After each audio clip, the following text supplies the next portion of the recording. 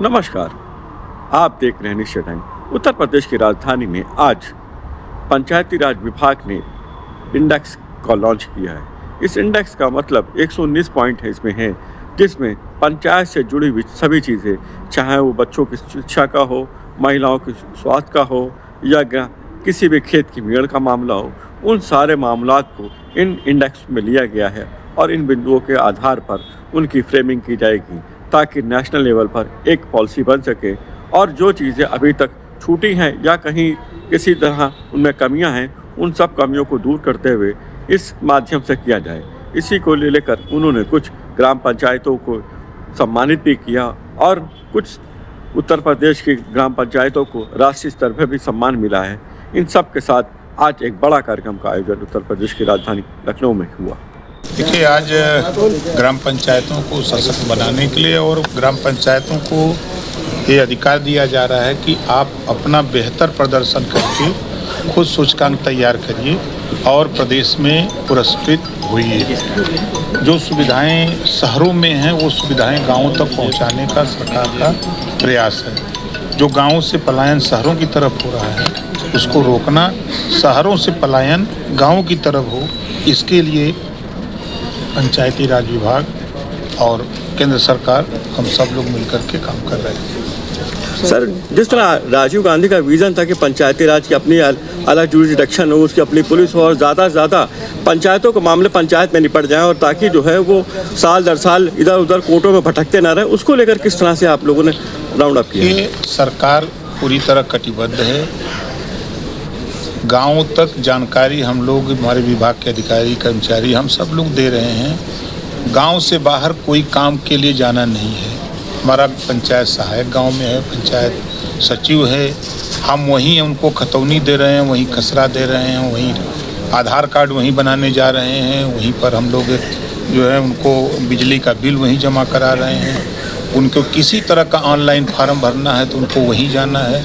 हर तरह की सुविधा हम अपने ग्राम पंचायत में ही देने का काम कर रहे हैं। तो 148 योजनाएं हैं जो गांव सभा में ही दी जा रही हैं। सर, गांव की समस्या सबसे ज़्यादा मेड़ की होती है, उस मेड़ की समस्या को किस तरह से समाधान? देखिए, भारत सरकार ने प्रयास किया कि ड्रोन कैमरे से सर्वेक्षण करा करके आपने देखा कि जो गाँव में ज़्यादा झगड़े आबादी लाइन में होते हैं तो उसका सीमांकन करके उनको घरौनी देने का अभियान बड़े पैमाने पर चला, ताकि उसको सीमांकन हो गया, ताकि उनके नाम से हो गया तो वो विवाद खत्म हो जाए। एक काम बड़े पैमाने पर चल रहा है। मंत्री जी, कुशीनगर का जो आपका बयान है वो बहुत ज़्यादा सुर्खियों में है। आप कैसे कह रहे हैं कि बिहार में आरजेडी की सरकार आ रही है? हमने ये थोड़ा कहा कि आरजेडी की सरकार आ रही है। हमने ये कहा है कि जब ज़्यादा वोटिंग होती है, पिछले कई सालों के रिकॉर्ड हमने खंगाला देखा, तो ज़्यादा वोटिंग जब पड़ती है तब आरजेडी की सरकार आती है। तो महिला वोट भी बहुत पड़े हैं। महिला वोट तो मैं भी बिहार में था 10 दिन और एक एक दिन कम से कम 10-10 हज़ार, 12-12 हज़ार, 15-15 हज़ार लोगों के बीच में 3 हिस्सा महिलाएं आती थी। मैं पूछता भी था कि भाई आपको 10,000 रुपया मिला है तो वोट किधर जाएगा? महिलाएं कहती थी कि वो हम लोगों को वोट के लिए थोड़ा दिए हैं, वो तो हमारा पैसा ही इकट्ठा करके हम ही लोगों को दे रहे हैं, तो रोजगार करने के दिए हैं कि वोट देने के लिए दिए हैं? तो हमारी भीड़ में तो जो लोग आए वो तो यही बताए। तो बिहार में यानी परिवर्तन है इस बार? अब देखिए, जनता मालिक है, जनता जनार्दन है। जनता जिसके पक्ष में वोट दी है और आगे देगी वही अपना मालिक बनेगा। देखिए सर, बिहार में जो आपकी पार्टी अलग से लड़ रही है, लेकिन पहले चरण का चुनाव संपन्न हो चुका, दूसरे की बारी है। लेकिन जिस तरीके से कानून व्यवस्था की बात की गई थी, लेकिन उप मुख्यमंत्री के ऊपर गुम्मे पत्थर फेंके गए, गोबर फेंका गया, एक हत्या भी हुई इस बीच में। सर देखिए, कुछ नेता ऐसा है ना, चुनाव में प्रचार करते हैं अपना ही गोबर फेंकवा करके अपना ही हल्ला कराते हैं। हमारे यहाँ एक नेता थे, जब उनको वोट नहीं मिल रहा था तो अब 2 पुलिस बुलवाए, कहें हमको 10 लाठी मारो ताकि हमको वोट मिल जाए। पुलिस वाले 5-6 लाठी मारे ऐसा हथवा टूट गया। उसके बाद वो जीतू गया। यो नेता लोग करते हैं। तो सर बिहार में जो बेरोजगारी का दर है अगर राष्ट्रीय औसत के मुकाबले देखा जाए 2 गुना है, और खासकर वहाँ पे जो अगर स्नातक की बात की जाए तो वो भी राष्ट्रीय स्तर से 3 गुना हो गया है, और प्रास्नातक भी 3 गुना हो। तो देखिए, अब आपको बताएं कि बिहार में जो भी अब तक शासन लोग किए, चाहे कांग्रेस का रहा हो, चाहे आरजेडी का रहा हो, चाहे जदयू का हो, वहाँ गरीब एकदम ज़मीन पर है, अमीर एकदम आसमान पे है। वहाँ ज़रूरत है, मैं तो देखा 10 दिन में, मैं हाल जा कर के वहाँ 20 साल से देख रहा हूँ, बसने के लिए ज़मीन नहीं है गरीबों के पास, और वो छत कहाँ बनाएगा? जब सरकार उनको बसने की ज़मीन की व्यवस्था नहीं कर पा रही तो शिक्षा कैसे दे पाएगी? अस्थाई तो हो तब ना वो विद्यालय जाए। बच्चों के लिए स्कूल नहीं है। आप जाइए बिहार, जरा घूमिएगा, तब आपको लगेगा कि गरीबों की हालत क्या है।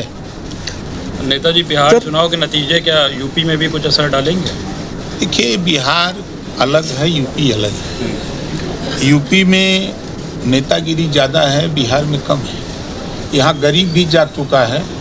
मान्यवर कांशीराम जी आकर के यहाँ वंचित, शोषित, पिछड़े, दलित, अल्पसंख्यक को इतना जगह दिया है कि हर घर में नेता हो गए हैं। अभी बिहार में मैं तो घूम के आ रहा हूँ, अब 10-10 हज़ार, 15-15 हज़ार की भीड़ में 4 गो 5 गो हम लोग नेता बनाए, दूसरा नेता नहीं। जैसे उनको किसी चीज़ का ज्ञान ही नहीं है, सिर्फ वोट, चुनाव आ गया, हाँ भैया वोट देवे के, बस इतना जानते हैं। ना उनको शिक्षा के धुन है, ना रोजगार की चिंता है, ना अच्छे स्वास्थ्य के इलाज की व्यवस्था कैसे हो, इसकी नहीं। अब जागृति धीरे धीरे, इधर 2 साल हमने मेहनत किया है, तो जितने लोगों को समझा पाया है वो समझे हैं, उसका रिजल्ट भी आपको मिलेगा। 60 से ज़्यादा सीटों पर आपने भी चुनाव लड़ रहे हैं।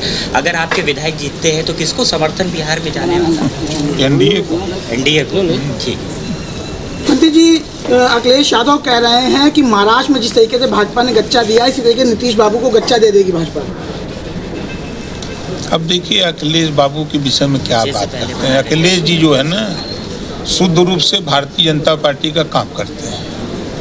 आपने मध्य प्रदेश का भाषण सुना उनका? उन्होंने कहा ना कि कांग्रेस को वोट मत देना, बहुत चालू पार्टी है, और कांग्रेस के साथ रथ पे सवार हैं, है नहीं।